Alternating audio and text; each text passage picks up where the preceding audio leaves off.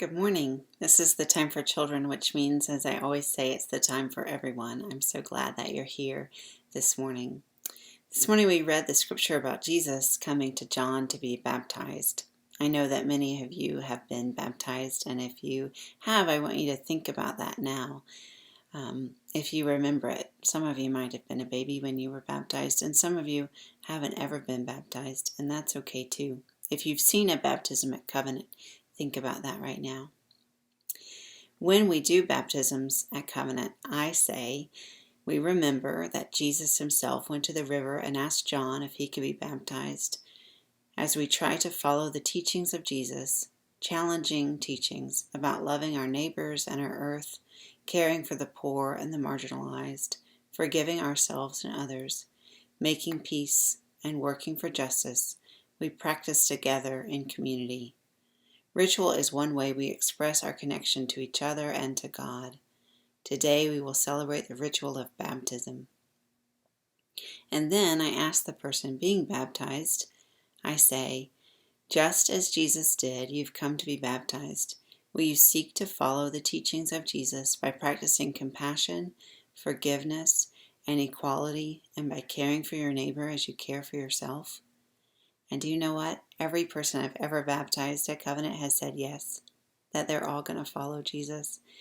And whether you've been baptized or not, you can say yes. You can say yes to trying to follow the teachings of Jesus by practicing compassion and forgiveness, equality, and by caring for our neighbors and ourselves. One way that we follow the teachings of Jesus is to love. I've been thinking a lot about love in these days. There are a lot of things happening in our country right now that can be scary, and I think we need love, courageous, demanding love. Love sees that people are not being treated fairly and demands that things change. Love works for peace and justice. Love sees that we don't all look alike and doesn't let that difference mean anything bad, but only mean that we celebrate our differences. Tomorrow is Martin Luther King Jr. Day, and you don't have school. I wonder what you'll do in that day. I wonder if there are ways you can show love, maybe to your family. Maybe there's a park near your house that you could go and clean up, put on your mask, and help to clean up. Maybe there are other service projects that you could do. Maybe there's a note you need to write to someone who might be lonely and would love to get a note from you. There's a quote from Martin Luther King Jr. about love. There are lots of quotes from him about love, but there's one that I think of very often, and it's been very helpful to me, and I want to share it with you. He said, I've decided to stick with love, for I know that love is ultimately the only answer to humankind's problems, and I'm going to talk about it everywhere I go. I know it isn't popular to talk about it in some circles today, and I'm not talking about emotional bosh when I talk about love. I'm talking about a strong, demanding love, for I have seen too much of hate. And I say to myself that hate is too great a burden to bear. I've decided to love.